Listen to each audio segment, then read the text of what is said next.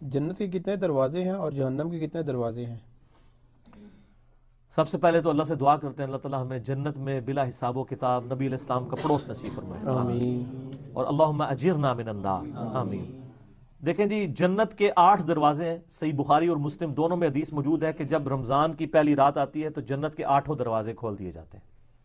और मुस्लिम शरीफ में हदीस है जो वुजू करने के बाद एक दफा पढ़ ले अशहदु अल्ला इलाहा इल्लल्लाहु वहदहु ला शरीका लह व अशहदु अन्ना मुहम्मदन अब्दुहु व रसूलुहु, तो उसके लिए जन्नत के 8 दरवाजे खोल दिए जाते हैं, जिस दरवाजे से चाहे दाखिल हो। इससे यह पता चल गया जन्नत के कितने दरवाजे हैं? 8। और सूरतुल हिज्र में आया है कि दोज़ख के 7 दरवाजे हैं और हर दरवाजे के लिए उसका हिस्सा मखसूस है। सूरतुल हिज्र पारा नंबर 14 में जन्नत के 8 दरवाजे हैं और दोज़ख के 7 दरवाजे। ठीक हो गया जी। और हर दरवाजे के लिए हिस्सा मखसूस है। बोले आज़ु बिल्लाहि ताला अल्लाहुम्मा अजिरना मिनन नार आमीन।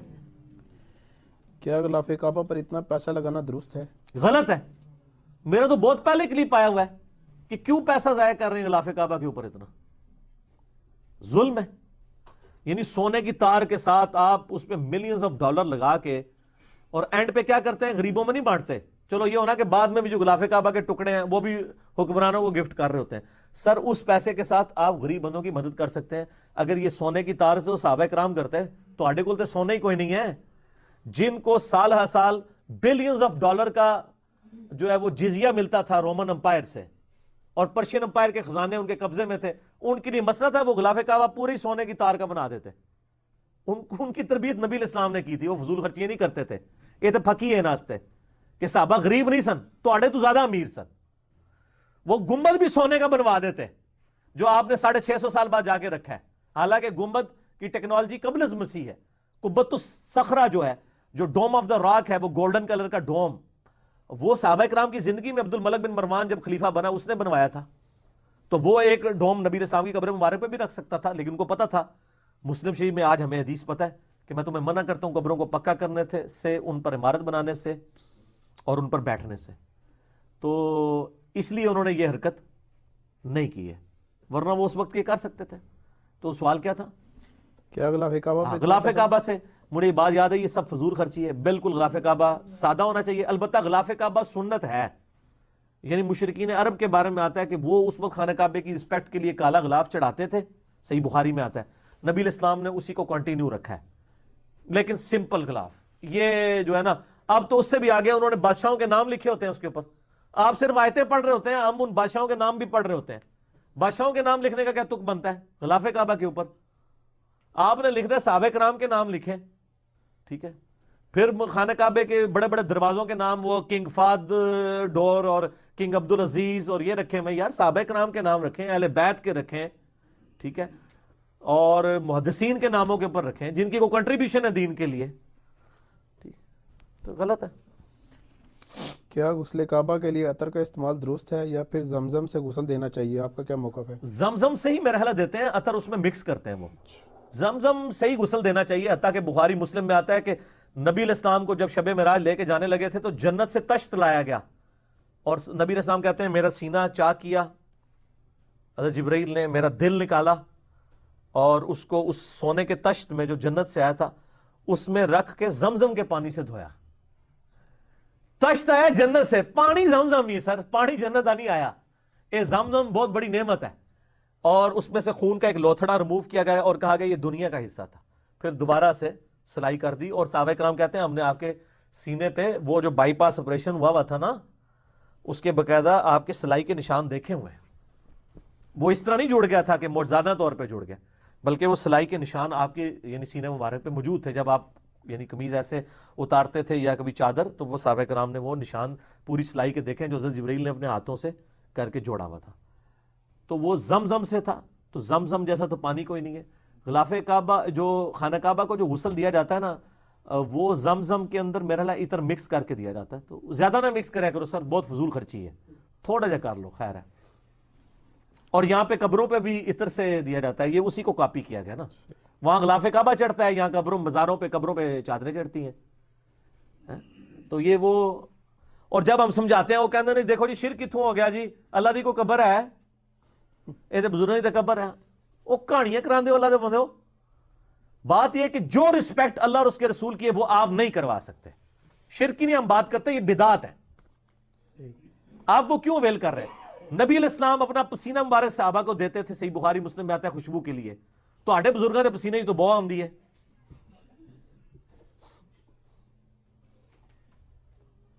ٹھیک ہے.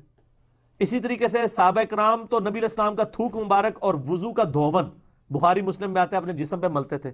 آپ اپنے بزرگوں کا ملیں گے, ویسے مل بھی لیندے, میرے متھے نہ لگی ہو مل دے ہو نا, بھی غلطی کر دو.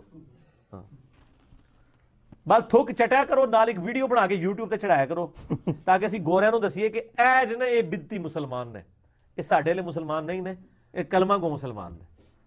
ٹھیک ہے, صحیح. ہماری مساجد میں جو خوبصورتی کے اوپر لاکھوں روپیہ اور میناروں پر لاکھوں روپیہ خرچ ہوتا ہے, کیا یہ حلال ہے؟ ٹوٹلی حرام ہے جی. بخاری مسلم میں قیامت کی نشانیوں میں سے, ابو داؤد میں یہ حدیث موجود ہے کہ قیامت کی نشانیوں میں سے یہ نشانی ہے کہ لوگ فخریہ مساجد بنوائیں. آپ بھی آپ گاؤں ایریا میں دیکھیں, جٹوں کی مسجد لادا ہے, رائیوں کی لادا ہے, مغلوں کی لادا ہے. اور یہاں پہ بھی, یہاں میں آپ کو ایک مسجد بتاؤں, مسجد ٹوٹلی اس مسجد کے اندر نا ہارڈلی 50 نمازی آتے ہیں, لیکن ساتھ منار جو ہے وہ 15-16 لاکھ, 8 سے 10-12 سال پہلے انہوں نے جنی کی مسجد ہے نا اوڈا ہی بڑا منار نال کھلایا ہوا ہے. فضول خرچی صرف یہ بتانے کے لیے کہ منار والی مسجد ہے جی.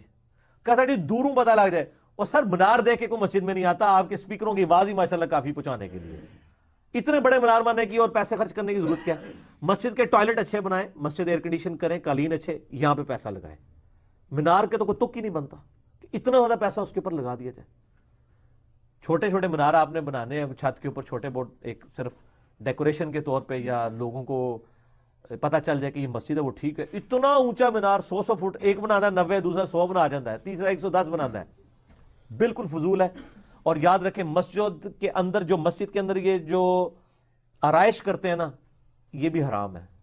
کئی احادیث اس پہ گواہیں کہ نبی علیہ السلام نے ناپسند فرمایا. اس سے بڑھ کے تو یہ ہے, بخاری مسلم میں موجود ہے, آپ نے ایک دفعہ ایک منقش چادر پہنی تھی تو آپ نے نماز کے بعد وہ اتار دی, اور حضرت عائشہ سے کہا کہ یہ چادر مطلب اس نے مجھے نماز میں مشغول کر دی ہے.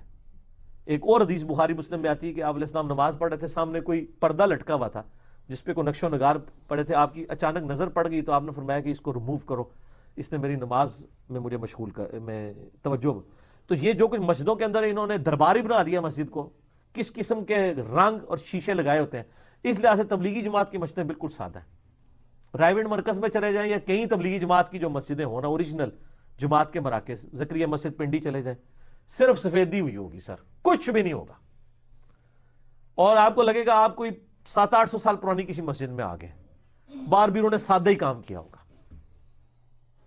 یا آپ جیلمنی مسجد میں چلے جائیں, ٹائلیں لگی ہوئی ہیں, پرانے زمانے کی جو ٹائلیں ہیں وہ ابھی تک وہی انہوں نے لگائی ہوئی ہیں زمین میں, جو اینٹ نما ٹائلیں ہوتی تھی.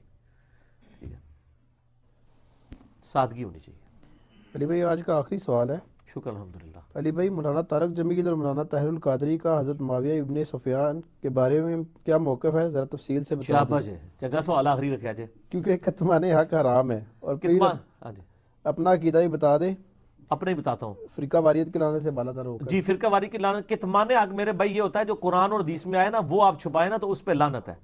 کوئی اپنے عقیدے چھپائے بیٹھا ہوا ہے, اس کی ذمہ داری میری نہیں ہے کہ میں لوگوں کو بتاؤں کہ جی اے اندر ہے کہندا جے, باہر ہے کہندا جے. یہ کوئی دین نہیں ہے. ڈاکٹر طاہر القادری صاحب کا کیا عقیدہ ہے اور مولانا طارق جمیل صاحب کا کیا عقیدہ ہے, یہ وہ خود ہی جواب دیں. باقی جو ان کی ویڈیوز سے ظاہر ہوتا ہے وہ تو مطلب ظاہر ہے کہ حضرت علی کو حق میں مانتے ہیں اور حضرت علی کے مخالفین کو پولیٹیکل ٹرم میں باغی مانتے ہیں. باغی سے مراد کافر یا اسلام سے خارج نہیں. وہ حدیث ہے نا بخاری کی, تقتلک فئۃ الباغیہ 2812, کہ عمار تجھے باغی جماعت قتل کرے گی تو ان کو اللہ کی طرف بلائے گا, جماعت دوزخ کی طرف بلائے گی. باقی جو میرا عقیدہ ہے میں نے بارہا اپنے پمفلٹوں میں بھی لکھ دیا ہے کہ ہم ان کو صحابی مانتے ہیں لیکن غیر نبی مانتے ہیں اور معصوم نہیں مانتے. جو ان کی غلطیاں ہوئی ہیں وہ غلطیاں ہیں, ان کی وجہ سے امت آج تک سفر کر رہی ہے.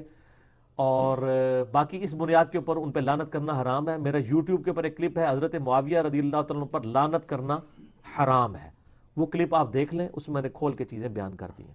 یہی عقیدہ ہے. باقی اگر آپ یہ چاہتے ہیں کہ ہم ان کو لا کے حضرت ابوبکر, عمر, عثمان و علی کی صف میں لا کے کھڑا کر دیں زبردستی, تو سر وہ تو آپ کے بزرگ بھی تیار نہیں ہوئے ہیں. آپ لوگوں نے بھی نعرہ حق 4 یار ہی لگایا, حق 5 یار نعرہ کوئی نہیں ہے. خلافت راشدہ حق 4 یار ہی کہتے ہیں, وہ 4 ہی یار ہیں, ابوبکر, عمر, عثمان و علی رضی اللہ عنہم اجمعین وعلیہم السلام اجمعین. اور ایک اور میرا یوٹیوب پہ کلپ ہے, حضرت معاویہ خلیفہ راشد سوالیہ نشان. تو وہ ملک ہیں اور ملک صاحب والے ملک نہیں تو، لیکن بادشاہ ہیں، مسلمان ہیں، کلمہ گو تھے، صحابی تھے. ٹھیک ہے، ہم اپنے ساتھ ان کا کوئی کمپیریزن نہیں کرتے. بہرحال جو کچھ ان سے غلطیاں ہوئیں جو بخاری مسلم میں آئی ہیں، میرا کربلا والا ریسرچ پیپر پڑھ لیں، اور ایک ڈیٹیل لیکچر ہے، میں وہ کوٹ کرتا ہوں، وہ ضرور دیکھیں. رپلائی ٹو مولانا الیاس قادری اور حضرت معاویہ رضی اللہ تعالیٰ عنہ. وہ 2 گھنٹے کے لیکچر میں نے کئی ایک ٹروتھ ریویل کر کے آلریڈی 2 گھنٹے میں یہ عقیدہ ریکارڈ کروا دیا ہے. میرا عقیدہ وہی ہے جو بخاری اور مسلم کی احادیث پڑھ کے ایک عام آدمی کو سمجھ آتا ہے کہ وہ صحابی تھے، غیر نبی تھے، معصوم نہیں تھے، ان سے غلطیاں ہوئی ہیں، خلیفہ راشد کے خلاف بغاوت ہوئی ہے جس کی وجہ سے وہ غلطی کے اوپر تھے. باقی اللہ جانے اور ان کا معاملہ جانے. ہم اللہ سے امید کرتے ہیں صرف حضرت معاویہ کے بارے میں نہیں، ہر وہ شخص جس نے کلمہ پڑھا ہے ان کے زمانے میں، یہ قیامت تک آنے تک، کہ انشاءاللہ وہ جنت میں جائے گا ایک نہ ایک دن انشاءاللہ تعالی. ٹھیک ہوگا جی. اللہ تعالیٰ سے دعا ہے جو حق بات میں نے کہی اللہ تعالیٰ ہمارے دلوں میں راسخ فرمائے. اگر جذبات میں میرے منہ سے کوئی غلط بات نکل گئی، اللہ تعالیٰ ہمارے دلوں سے معاف کر دے. ہمیں کتاب و سنت کی تعلیمات پر عمل کر کے دوسرے بھائیوں تک پہنچانے کی توفیق عطا فرمائے. سبحانک اللہم و بحمدک، اشہد ان لا الہ الا انت، استغفرک و اتوب الیک. اللہم صلی علی محمد وعلی آل محمد کما صلیت علی ابراہیم وعلی آل ابراہیم انک حمید مجید. اللہم بارک علی محمد وعلی آل محمد کما بارکت علی ابراہیم وعلی آل ابراہیم انک حمید مجید.